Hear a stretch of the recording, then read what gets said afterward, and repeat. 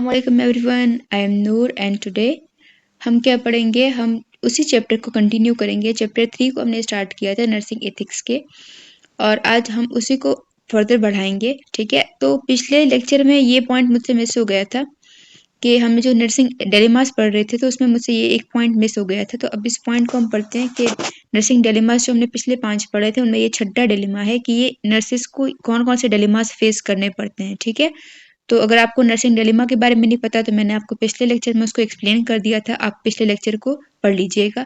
ठीक है, और वो आपको वो लेक्चर कहाँ मिल जाएगा, इसी की प्लेलिस्ट में आपको मिल जाएगा। ठीक है, तो इसमें हमने क्या पढ़ा, empirical knowledge versus the personal belief. ठीक है, कि एक पर्सन जो है उसके पास, एक नर्स के पास अपनी जो भी वैल्यू, जो भी नॉलेज है, एक वो और एक उसका अपना बिलीफ क्या है। ठीक है, तो उन दोनों में जब एक डिलेमा आता है तो वो कैसा होता है। ठीक है, तो in this dilemmas research based knowledge, ठीक है, आप जो रिसर्च बेस्ड नॉलेज है, जो बुक्स में जो चीज़ें लिखी हुई होती है in nursing practice is contrasted, उसका तजाद आता है टू द बिलीव्स, इसके साथ जो आपके अपने अकायद और आपके अपने बिलीव्स होते हैं, gain from such things such as the religious belief. जैसे कि आपका अपना कोई रिलीजियस बिलीफ अलग होगा, आप किसी और चीज़ के ऊपर यकीन रखते होगे और बुक में जो वो एक और चीज़ लिखी हुई होगी, तो ये भी एक डिलेमा होता है हमारे पास। For example, what should a nurse do when a patient is admitted to the hospital. ठीक है, एक पेशेंट हॉस्पिटल में एडमिट है तो उस वक्त एक नर्स क्या करे, that desperately needs a transfusion, कि उस पेशेंट को ट्रांसफ्यूजन चाहिए, ब्लड ट्रांसफ्यूजन चाहिए टू लिव। ठीक है, ताकि वो जिंदा रह सके। बट द बिलीव के, लेकिन उसको उसका एक अकीदा ये भी हो कि ट्रांसफ्यूजन जो है वो अनएक्सेप्टेबल है, ये उसमें एक गुनाह है कि हम ट्रांसफ्यूज नहीं कर सकते ब्लड को। तो उस वक्त वो क्या करे, कोई उसका ये अकायद है, उसका ये यकीन है, या उसको इस चीज़ के ऊपर बिलीव है कि ये एक गलत काम है, और वो फिर भी वो गलत काम करे।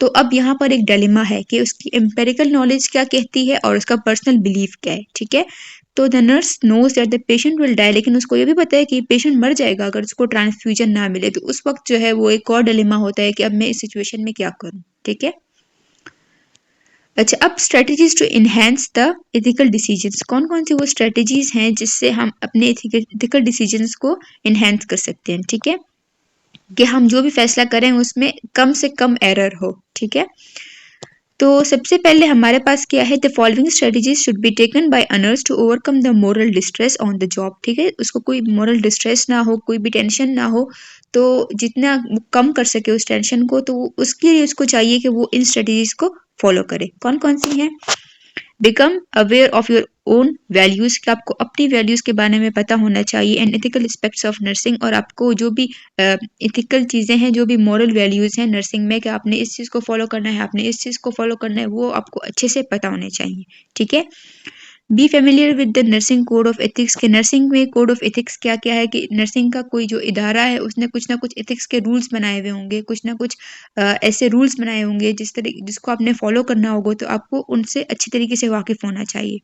ठीक है, सीक कंटिन्यूइंग एजुकेशन, आपको कंटिन्यू करनी चाहिए अपनी एजुकेशन को, अपॉर्चुनिटीज़ को, ताकि आप नॉलेजेबल रह सकें, ताकि आप जो है फर्दर नॉलेज हासिल कर सकें about the ethical issues in nursing, ताकि आपकी जो है आपको ज़्यादा से ज़्यादा एक्सपीरियंस हो, ताकि आप जितने भी इश्यूज हैं आप उनको अच्छे से सॉल्व कर सकें। ठीक है, रिस्पेक्ट करें किस चीज़ की, the values, opinion and responsibilities of other health care professional. ठीक है, आपने जितने भी आपके पास अदर हेल्थ केयर प्रोफेशनल्स हैं, जैसे कि रेडियोलॉजिस्ट हो गया, एक डॉक्टर हो गया, तो आपने उनके भी जितनी वैल्यूज़ हैं और उनके जितनी ओपिनियंस हैं उनको आपने रिस्पेक्ट करना है।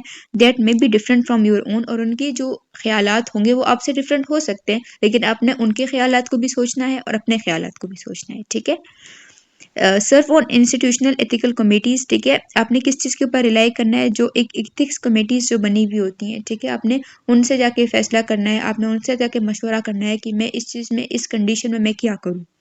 ठीक है, strive for the collaborative practice, के जो कोऑर्डिनेशन में जो प्रैक्टिस होती है आप उसके लिए उसको कोशिश करें कि उसको अपनाएं। ठीक है, ताकि इन विच नर्सेस फंक्शन इफेक्टिवली, जिसमें नर्स जो है वो इफेक्टिवली फंक्शन कर सकती है इन कॉपरेशन, कि आप सबसे फैसला करें, आप सबसे बातचीत करें, मशवरा करें, उसके बाद आप फैसला कर सकते हैं। ठीक है, अच्छा, अब हम स्टेप्स कौन कौन से फॉलो करेंगे ताकि हम जो भी एथिकल डिसीजन जो हम ले रहे हैं, ठीक है, उसमें हम कौन कौन से स्टेप्स को फॉलो करेंगे।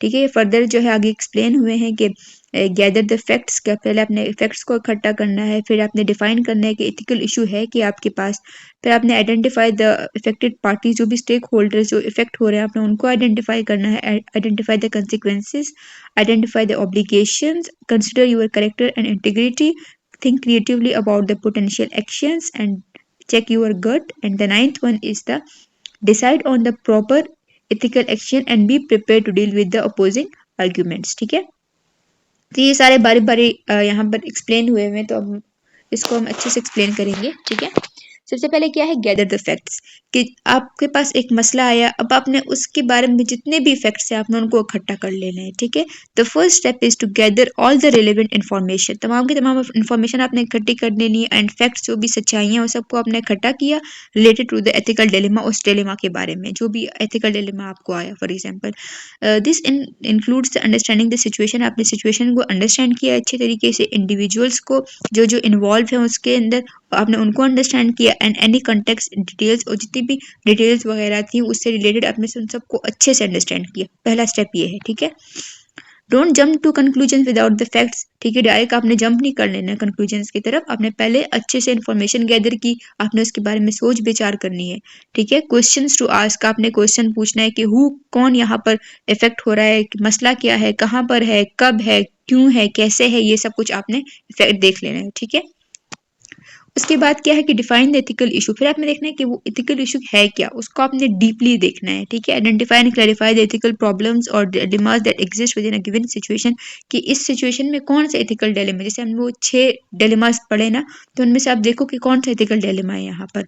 What are the conflicting values of principles at play, हमारे पास कौन कौन सी वो वैल्यूज है जहाँ पर कन्फ्लिक्ट कर रही हैं, जिनमें तजाद है, कि पेशेंट एक बात कर रहे हो और आप एक बात कर रहे हो। ठीक है, तो कौन कौन सी वो वैल्यूज है।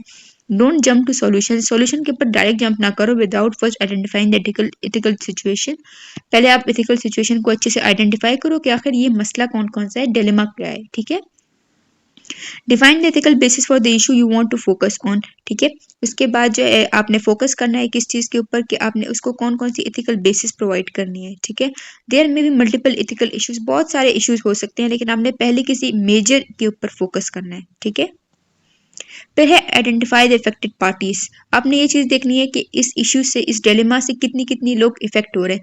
एक उससे पेशेंट जो है वो इफेक्ट हो रहा है, पेशेंट की फैमिली इफेक्ट हो रही है, आप खुद इफेक्ट हो रहे हो, जो हेल्थ केयर प्रोवाइडर्स है वो इफेक्ट हो रहे हैं, तो आपने उन सबको आइडेंटिफाई करना है। ठीक है, identify all the stakeholders, stakeholders कौन से होते हैं, जो पेशेंट है, जो लोग इफेक्ट हो रहे हैं मेनली। ठीक है, determine who is impacted by the ethical decision, आपने जो भी फैसला करना है। ठीक है, जो भी आपने मोरल जो फैसला करना है, आप ये देखो आके इससे कौन कौन इफेक्ट होगा। Consider the various stakeholders, आपने उन सबको स्टेक होल्डर्स को आपने कंसिडर करना है, उनके बारे में आपने सोचना है, and their interest in the outcome, और आपने ये सोचना है कि वो फर्दर चाहते क्या है आपसे। ठीक है, उसके बाद आपने क्या करना है, आइडेंटिफाई द कंसिक्वेंसेस, फिर आप सोचो कि अगर मैंने ये फैसला किया तो इसका ये नतीजा निकलेगा, अगर ये फैसला किया तो इसका ये नतीजा निकलेगा, तो आपने उन कंसिक्वेंसेस को आपने आइडेंटिफाई कर लेना है। ठीक है, think about the potential positive and negative consequences, आपने पॉजिटिव और नेगेटिव दोनों के बारे में सोचा for the affected parties by the decision. ठीक है, जो भी पार्टीज उससे इफेक्ट होंगी तो वो क्या क्या फैसले लेंगी। ठीक है, focus on primary stakeholder to simply analysis until you become comfortable with the process, पहले आपने प्राइमरी स्टेक होल्डर्स को प्रोसेस, पहले आपने उनके बारे में सोचना है। ठीक है, कि वो क्या करेंगे। प्राइमरी स्टेक होल्डर्स कौन से होंगे, कि पेशेंट और उसकी फैमिली, हेल्थ केयर, बाकी के बारे में बाद में सोचेंगे। ठीक है, what are the magnitude of the consequences and the probability of that the consequence will happen। ठीक है, फिर आप ये सोचोगे कि उसका मैग्नीट्यूड क्या होगा और उसकी कंसिक्वेंस की प्रोबेबिलिटी क्या होगी, कि जो आपने सोचा है वो नतीजा निकलेगा भी या फिर नहीं निकलेगा। ठीक है, 90% वो निकलेगा, 80% वो निकलेगा, आपने उसकी प्रोबेबिलिटी को देखना है। ठीक है, short term versus long term consequences को हमें देखना है कि अगर मैंने ये डिसीजन लिया तो इसमें शॉर्ट टर्म कंसिक्वेंसेस क्या होंगे और लॉन्ग टर्म कंसिक्वेंसेस क्या होंगे। ठीक है, उसके बाद आपने क्या करना है, identify the relevant principles, rights and justice issues. ठीक है, फिर आपके पास जो भी डिलेमा हो उसके हिसाब से आपने देखना है कि यहाँ पर मैं कौन सी थ्योरी को अप्लाई करूँ, कौन से प्रिंसिपल को अप्लाई करूँ, यहाँ पर किस किस के राइट्स इफेक्ट होंगे और जस्टिस क्या, इंसाफ क्या होगा यहाँ पर। Consider the ethical principles, right and notation of the justice that apply to the situation, उस सिचुएशन में जो भी प्रिंसिपल्स लागू होंगे आपने उनके बारे में सोचना है। What moral obligations you and the organisations have. ठीक है, आप कौन कौन सी आपके ऊपर जिम्मेदारियां लागू होती हैं। ठीक है, उसके बाद हमें क्या करना है, consider your character and integrity. फिर आपने देखना है कि ये जो मैं फैसला कर रहा हूँ इसमें मेरा मतलब कितना रोल है, ठीक है, यहाँ पर मेरा किरदार क्या है, क्या मेरा फैसला माना जाएगा या नहीं माना जाएगा। Reflect on your own character and integrity, are you being honest with yourself, कि आप खुद के साथ ईमानदार है भी या नहीं। About your motivation and values, कि आप अपनी मोटिवेशंस के साथ आप ईमानदार हैं या फिर नहीं है। How do your actions reflect your character, ठीक है, और आपके एक्शन से जो है वो आपका करेक्टर कैसे रिफ्लेक्ट होगा। कि आपने कोई एक्शन लिया है तो अगर वो एक्शन गलत होगा तो ज़ाहिर है लोग आपके बारे में गलत सोचेंगे कि हाँ इसने गलत एक्शन लिया, ये ऑनेस्ट ही नहीं है अपने साथ, ठीक है। Consider what your relevant community members would consider to the kind of decision, ठीक है। आप फिर ये सोचो कि अगर आपकी जगह कोई और आपका मेंबर होता तो वो कैसा डिसीजन लेता। And individual of integrity would make in this situation, और वहां पर वो कैसे जो है वो उस सिचुएशन को हैंडल करता। उसके बाद think creatively about potential actions. आपने जो है और भी एक्शंस के बारे में सोचना है कि अगर ये एक्शन मैंने लिया तो इसका ये कॉन्सिक्वेंस निकलेगा, ये एक्शन लिया तो इसका ये नतीजा निकलेगा, ये एक्शन लिया तो उसका ये नतीजा निकलेगा। तो आपने क्रिएटिवली सोचना है हर एक चीज के बारे में।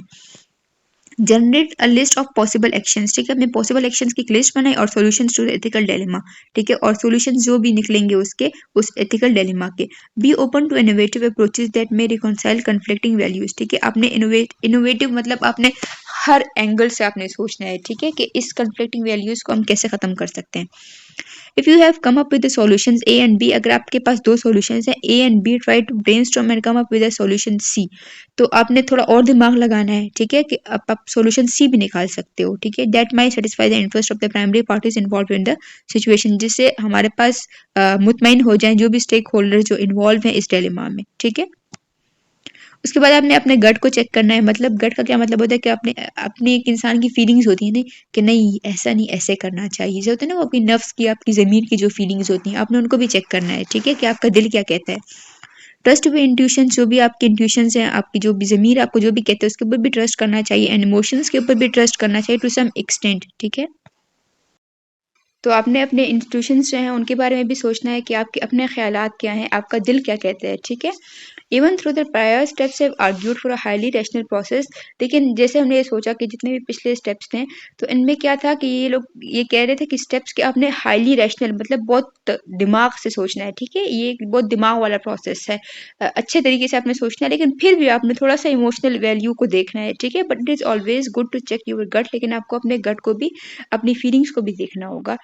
How do you feel about the potential solutions, कि आप जो भी सॉल्यूशंस दे रहे हो आप उनके बारे में खुद कैसा सोच रहे हो। Gut feelings can sometime provide the valuable insights, ठीक है। तो आपकी गट फीलिंग्स होती हैं वो आपको कभी कभी बहुत अच्छा सॉल्यूशन दे रही होती हैं, लेकिन हमें उसके बारे में थोड़ा सोचना चाहिए कि आपका दिल कह क्या रहा है, ठीक है।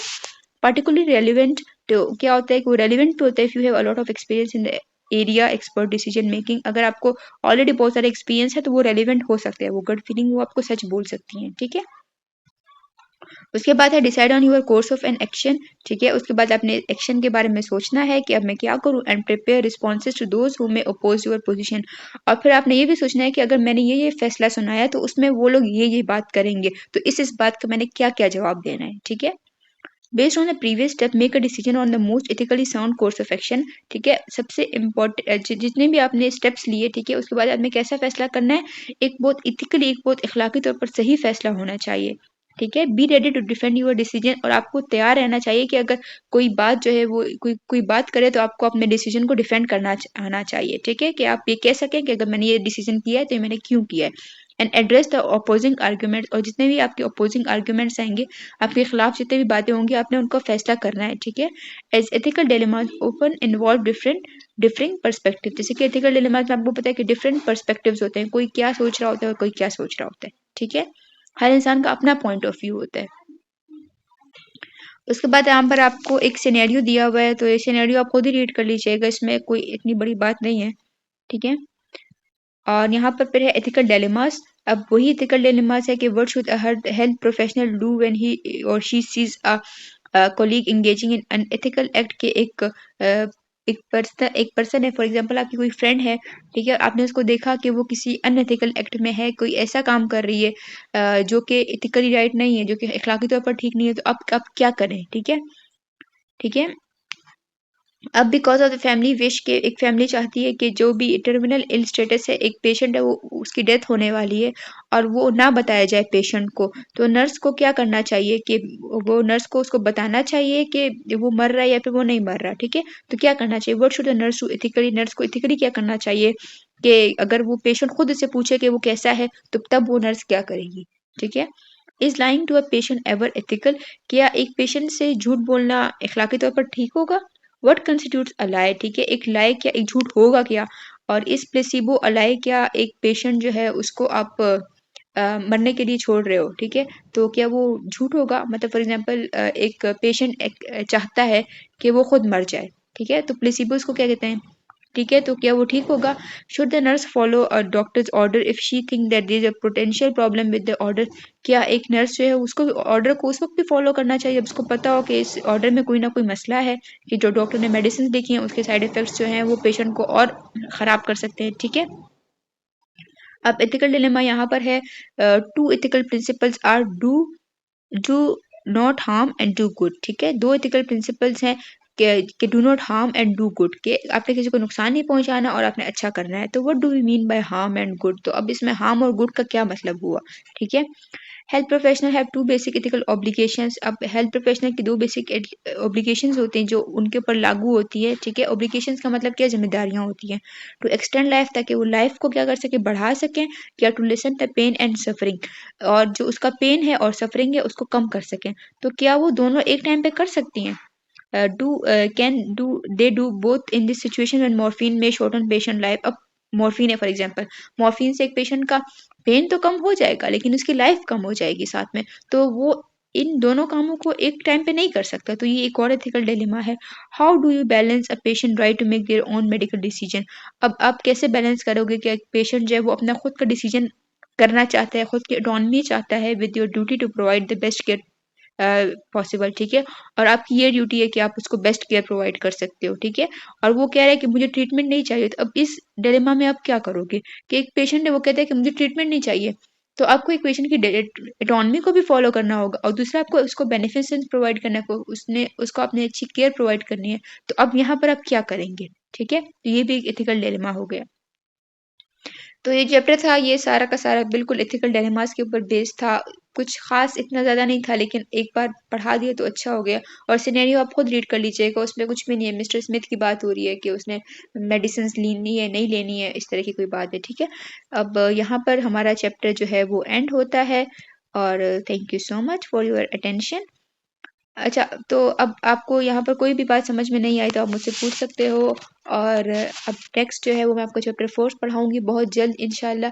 और जो भी आपको कोई इश्यू हो आप कमेंट कर सकते हो और अपने फ्रेंड्स के साथ आप शेयर करें, क्योंकि ये सब्जेक्ट जो है बहुत डिफ़िकल्ट इस सेंस में है कि इसकी इंग्लिश बहुत डिफ़िकल्ट है, आपको समझने में बहुत टाइम लगेगा, ठीक है? तो अब नेक्स्ट चैप्टर इंशाल्लाह जल्द मैं आपको पढ़ाऊँगी, and thank you so much for your attention. अल्लाह हाफ़िज़।